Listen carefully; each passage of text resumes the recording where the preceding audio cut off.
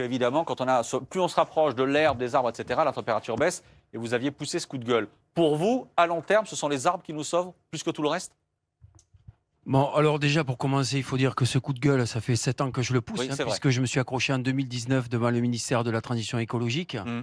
pour dire à madame la ministre, à l'époque, qui était Elisabeth Borne, qu'il fallait prendre soin des arbres. Et d'ailleurs, si vous faites des recherches sur votre ordinateur, vous allez voir que j'ai fait une vidéo où je dis si on n'a plus les arbres, il ne restera pas longtemps à vivre. Mmh. Écoutez, j'ai envie de vous dire, moi je suis assez atterré qu'on n'a pas encore parlé des forêts, de la protection des forêts, de la protection des arbres, de la protection des océans, quoi.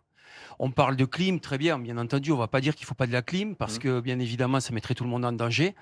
Mais j'aimerais vous, là, s'il vous plaît, vous les trois, là, les trois représentants politiques, j'aimerais que vous enleviez votre costume 2 secondes, que vous parliez un petit peu avec votre cœur, s'il vous plaît.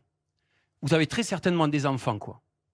Vous avez des gens qui vous suivent sur des comptes, des gens qui sont prêts à vous suivre parce qu'ils aiment ce que vous faites, ils aiment ce que vous êtes.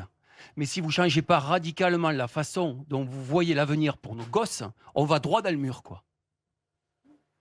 Et moi, je vais vous dire une chose. Je risque de ne pas rester longtemps sur ce plateau si on continue à s'écharper, qu'on ne trouve pas des solutions ce soir. Et si on ne s'y met pas tous. Je ne parle pas aux citoyens, parce que je pense qu'ils ont tous des choses à dire, et je pense qu'ils ont une très grande répartie, quoi. Mais vous avez une responsabilité à prendre les choses en main, quoi. Et je ne vais pas citer le RN, de machin et tout. Je m'en fous de votre couleur politique. Je veux juste que vous compreniez qu'il faut se bouger, quoi. S'il vous plaît, quoi. Les arbres, la protection des forêts, qu'on arrête de raser. La 69, revenons à la 69. Ah, je me suis accroché dans des platanes sur la 69. On m'a mis en garde à vue. On a été traité d'éco-terroristes par votre gouvernement. C'est pas possible tout ça, quoi. C'est mon métier. Je suis grimpeur arboriste. Ça fait 30 ans que je travaille avec les arbres, madame. Alors, je vous dis ça en toute bienveillance, et pourtant, croyez-moi, ça me coûte. Faites quelque chose, toutes et tous, s'il vous plaît, quoi. Mais qu'est-ce qui manque, Thomas Braille? Qu'est-ce qui manque aujourd'hui? Vous dites c'est le moment, on en parle. Les arbres, on en parle.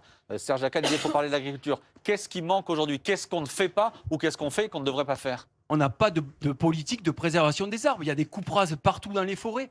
En France, on change les forêts qui sont des forêts de feuilles diversifiées en plantation de monoculture. Et tout ça, c'est sous couvert aussi du gouvernement. 1 milliard d'arbres, monsieur le président de la République, il veut planter 1 milliard d'arbres. C'est des arbres de plantation, madame, s'il vous plaît. On a besoin de forêts résilientes. On n'a pas besoin de plantation d'arbres, quoi. Bien sûr qu'on a besoin des arbres. C'est pas ça la question. Ça, c'est en bois. Il y a d'autres choses qui sont en bois. Ici, on a besoin des arbres. Mais il faut être moins prédateur de la manière dont on use nos forêts. Tout le monde est dans les parcs aujourd'hui, quoi. Tout le monde. Les gens, ils sont pas une seule, il n'y en a pas un seul au soleil. Ils sont tous sous les arbres. Et j'ai fait 7 millions de vues avec une vidéo, avec un thermomètre. Bon sang, vous avez des scientifiques ici. C'est eux qu'il faut écouter, quoi. Et je rajouterai qu'il y a 150 000 hectares de forêt en danger en France parce qu'on va les raser pour mettre des panneaux photovoltaïques. Alors, j'ai rien contre les énergies vertes, d'accord ? Mais arrêtons de raser nos forêts, en fait. Parce que si c'est pour faire de la clim derrière, les arbres sont des climatiseurs naturels. Ne l'oublions jamais. Ça coûte 0 € à la communauté, quoi. Donc stop avec les arbres, quoi. Voilà. Thomas Braille. Continuons à nous focaliser sur la climatisation. Et l'année prochaine, vous me réinviterez ici avec Serge. On sera tous ici à reparler des mêmes choses. Mais donc, attendez, pour vous, on n'en parle pas. Je vous le dis clairement. Ce qui se passe dans les non, écoles, j'ai etc., jamais on n'en parle pas. Je veux pas dire, ne me faites pas dire ce que j'ai pas dit. J'ai jamais dit qu'il fallait pas de clim. Bien évidemment, dans les hôpitaux, tous les endroits où on en a besoin, parce qu'on va pas laisser mourir les gens, c'est une certitude. Si vous ne prenez pas conscience qu'il faut végétaliser les villes aujourd'hui, puisque moi j'habite pas à Paris, bien évidemment, j'ai la chance d'habiter à la campagne, près des forêts, d'accord. Demain, tout le monde désertera les villes. On a eu l'exemple avec le Covid. Ce sera exactement la même chose qui va se passer.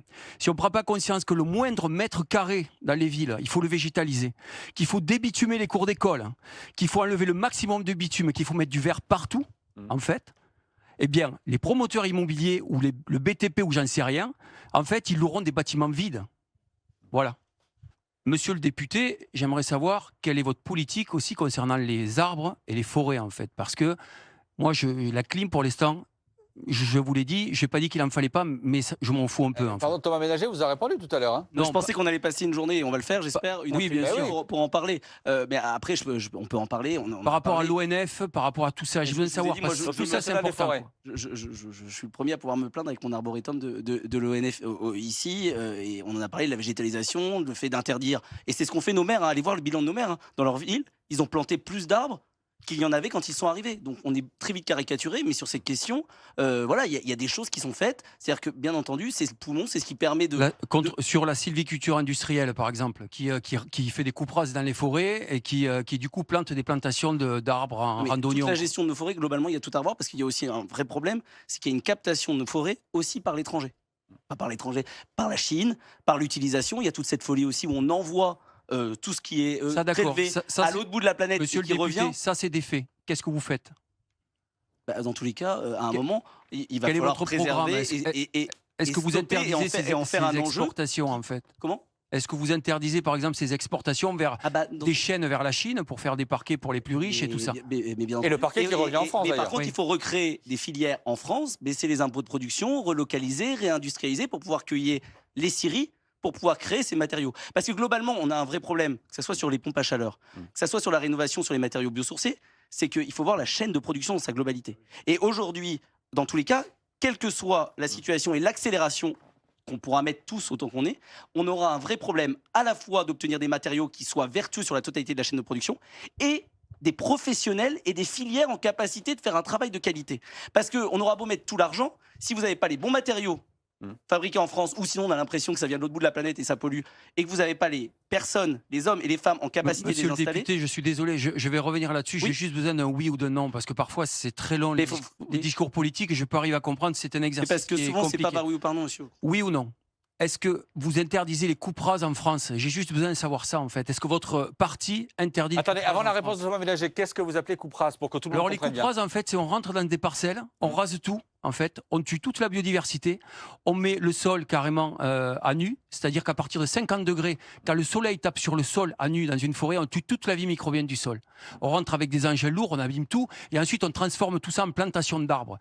Ça c'est de la sylviculture industrielle. Est-ce que vous êtes pour ou vous êtes contre? Oui ou Alors, non? vous savez, en politique, c'est assez rare, je pense. Mais moi, je vais vous dire que j'ai aucune réponse à vous apporter. Parce que je ne suis pas un spécialiste sur la question. De prime abord, quand je vous entends, j'ai l'impression que c'est une folie. Mais il faut quand Donc même on se voit dans une semaine. et on se comme verra je dans l'ai une dit. semaine. Eh ben voilà. Et dans 15 jours, je reviendrai ou je ne Eh ben, sais pas. très bien. Et je vous dirai quelle est la position, quelle est ma position. Très mauvaise blague, ce sera pour la prochaine canicule dans 15 jours. Très mauvaise blague. pardon. Non, mais parce qu'on peut en parler, monsieur Svitek, on peut tous en parler en dehors des canicules. Parce je pense qu'on a tous un sujet. C'est que moi, je suis très heureux depuis une semaine d'être interrogé sur cette question. Mais globalement, quand je suis invité sur un plateau, on ne me pose jamais cette question. On me pose Eh des ben. questions de sécurité, d'immigration. Eh en ben pensant voilà. que c'est le seul domaine qui est intéressant et que je Tout maîtrise. arrive. Je vous mets en garde toutes et tous. S'il fait trop chaud, vous allez voir des branches qui vont casser. Ça va risquer même dans les parcs, très certainement. Parce qu'en fait, il y a des phénomènes de cavitation qui se mettent à l'intérieur, des réseaux qui montent la sève. Il y a des bulles d'air qui se forment. Et quand l'arbre, il ferme son système hydrique, il n'est plus en capacité d'absorber l'eau, ni par les racines, ni par les pores absorbants. En fait, il ferme pour pas perdre de l'eau. Sauf que quand il y a des bulles d'air dedans et des bulles de gaz, ben, ça fait péter les branches, quoi. Donc je vous le dis clairement, si les végétaux nous lâchent, le monsieur, il l'a dit très bien, quoi. Et pourtant, il est bien plus âgé que moi. Mais je suis atterré d'entendre que ce monsieur, la tristesse dans laquelle il est, quoi. Voilà. Parce que je suis dans la même, je vous le dis clairement. l'émotion d'André, effectivement. Serge Zaka.